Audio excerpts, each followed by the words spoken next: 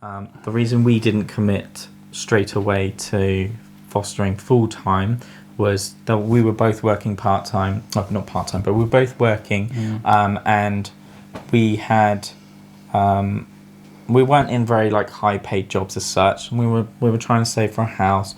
We were renting at the time as well. So we looked at respite just because that was a way of kind of still working, but being able to afford to foster, because we weren't aware of what fees would cover. We found it a little bit confusing. It was difficult to actually directly ask questions like, how much would you get per week?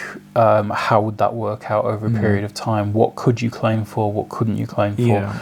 And you don't want, especially when you're applying, you feel like you don't want to ask those questions because you don't want to look like you're doing it for money. And understandably, you shouldn't be doing it for money. Yeah. But we didn't like it when it was advertised as a career as such. No. We just found that a little bit off-putting, because to us it was, we would like a foster family, and that was kind of how we saw it. So we didn't look at it as in, oh, you could earn this much money and all of this sort of stuff. When we looked into it more, and I guess when we had those conversations with our social worker and we kind of broke down, actually this is what you would get and what it goes towards kinds of thing, that's when we realised, but that was only after we had kind of started the process.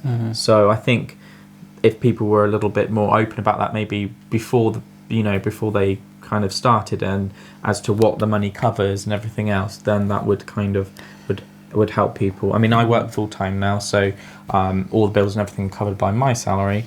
And then the fostering money goes towards everything else with the children and any days out that we do. Day-to-day living. Food, things like that. Yeah.